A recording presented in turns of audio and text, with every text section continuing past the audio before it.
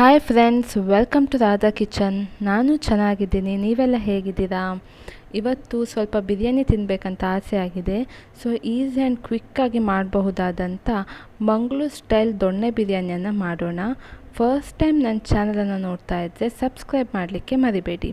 ಇದನ್ನು ಈಸಿಯಾಗಿ ಕುಕ್ಕರಲ್ಲಿ ಹೇಗೆ ಮಾಡೋದು ಅಂತ ನೋಡೋಣ. ನಾನು ಫಸ್ಟ್ ಬಿರಿಯಾನಿ ಮಾಡಲಿಕ್ಕೆ 1.5 ಕಪ್ಪಷ್ಟು ಜೀರಾ ರೈಸನ್ನು ತೊಗೊಂಡಿದ್ದೀನಿ. ಅದನ್ನು ವಾಶ್ ಮಾಡಿ ಅರ್ಧ ಗಂಟೆ ನೆನೆಸಿದ್ದೀನಿ. ಹಾಗೆ ಅರ್ಧ ಕೆಜಿಯಷ್ಟು ಚಿಕನನ್ನು ತೊಗೊಂಡಿದ್ದೀನಿ.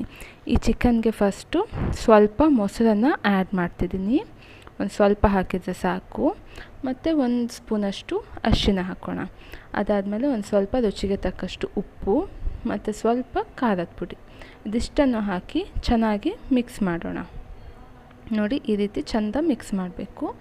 ಆಮೇಲೆ ಒಂದು ಅರ್ಧ ಗಂಟೆ ಮ್ಯಾರಿನೇಟ್ ಆಗಲಿಕ್ಕೆ ಇಡೋಣ. ಈಗ ಅರ್ಧ ಕೆಲಸ ಮುಗಿದಿದೆ. ಈಗ ಮಸಾಲೆ ಮಾಡ್ಕೊಳ್ಳಿಕ್ಕೆ ಬೇಕಾಗಿರೋ ಇಂಗ್ರೀಡಿಯೆಂಟ್ಸನ್ನು ಕಟ್ ಮಾಡಿ ಇಟ್ಕೊಂಡಿದ್ದೀನಿ ನೋಡಿ ನಾನು. ಈಗ ಮಸಾಲೆ ರೆಡಿ ಮಾಡೋಣ.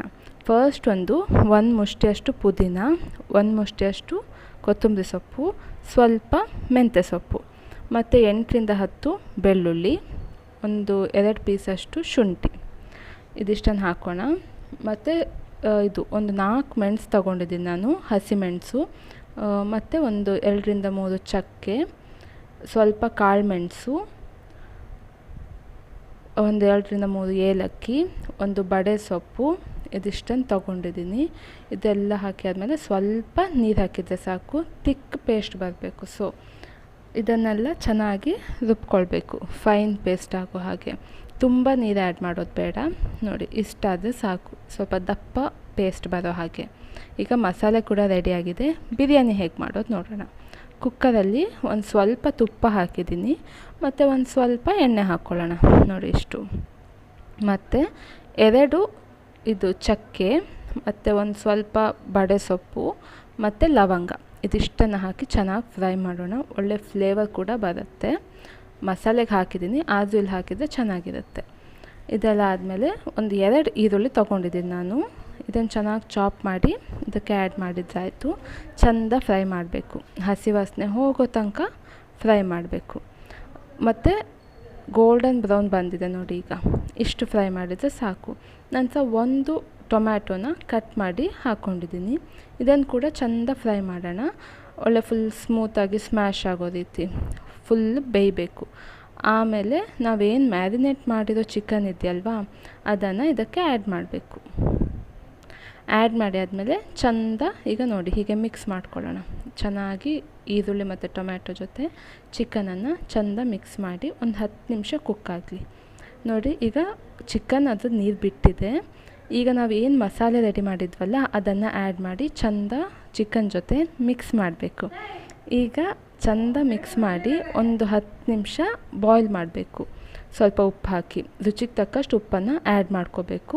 ಸ್ವಲ್ಪ ಬಿಡೋಣ ಚಿಕನ್ ಬೇಯಲಿ. ಮತ್ತು ನಮ್ಮ ಹಸಿ ವಾಸನೆ ಹೋಗಬೇಕು, ಸೊಪ್ಪಿದು ಹಸಿ ವಾಸನೆ.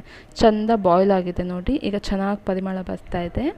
ಈಗ ಕಸೂರಿ ಮೇಥಿ, ಇದು ಕೂಡ ಚೆಂದ ಫ್ಲೇವರ್ ಕೊಡುತ್ತೆ. ಇದಿಷ್ಟನ್ನು ಆ್ಯಡ್ ಮಾಡಿ ಚೆಂದ ಬಾಯ್ಲ್ ಆಗಿದೆ ಆಲ್ರೆಡಿ. ನಾವೇನು ಅಕ್ಕಿನ ನೆನೆಸಿಟ್ಕೊಂಡಿದ್ವಲ್ಲ ಅದನ್ನು ಆ್ಯಡ್ ಮಾಡೋಣ ಈ ಮಸಾಲೆಗೆ. ಈಗ ಅಕ್ಕಿ ಹಾಕಿದ್ದೀನಿ. ಈ ಅಕ್ಕಿನ ಕೂಡ ಈ ಮಸಾಲೆ ಜೊತೆ ಚೆಂದ ಮಿಕ್ಸ್ ಮಾಡಿ ಒಂದು 5 ಮಿನಿಟ್ಸ್ ಚೆನ್ನಾಗಿ ಫ್ರೈ ಮಾಡಬೇಕು. ಈ ಮಸಾಲೆ ಜೊತೆ ಚೆನ್ನಾಗಿ ಫ್ರೈ ಮಾಡ್ಕೊಳ್ಬೇಕು. ನಂತರ ಇಲ್ಲಿ 1.5 ಲೋಟ ಅಕ್ಕಿಗೆ ನಾನು 2 ಲೋಟ ನೀರು ತೊಗೊಂಡಿದ್ದೀನಿ. ಯೂಶ್ವಲಿ ಡಬಲಷ್ಟು ವಾಟರ್ ಹಾಕ್ತೀವಿ, ಬಟ್ ಇಲ್ಲಿ ಚಿಕನ್ ನೀರು ಬಿಡೋದ್ರಿಂದ 1.5 ಲೋಟ ಅಕ್ಕಿಗೆ 2 ಲೋಟ ನೀರು ತೊಗೊಂಡಿದ್ದೀನಿ. ಇಲ್ಲಾಂದರೆ ಅಕ್ಕಿ ಸ್ವಲ್ಪ ಬೆಂದಾಗ ಸಾಫ್ಟ್ ಆಗಿಬಿಡುತ್ತೆ, ಉದುರಾಗಿ ಬರಲ್ಲ. ಸೊ ಲಾಸ್ಟಲ್ಲಿ ಅರ್ಧ ಲೆಮನನ್ನು ಹಾಕ್ಕೊಳ್ಳೋಣ. ಚೆನ್ನಾಗಿ ಉಪ್ಪು ಖಾರ ಹುಳಿ ಎಲ್ಲ ಹಿಡಿಬೇಕಲ್ಲ, ಅದಕ್ಕೆ. ಈಗ ಬಿರಿಯಾನಿ ರೆಡಿ ಆಗಿದೆ, ಅಂದರೆ ಫುಲ್ ಮಾಡಿ ರೆಡಿ ಆಗಿದೆ. ಈಗ ವಿಸಿಲ್ ಒಂದು ಹಾಕೋದು ಬಾಕಿ ಇದೆ.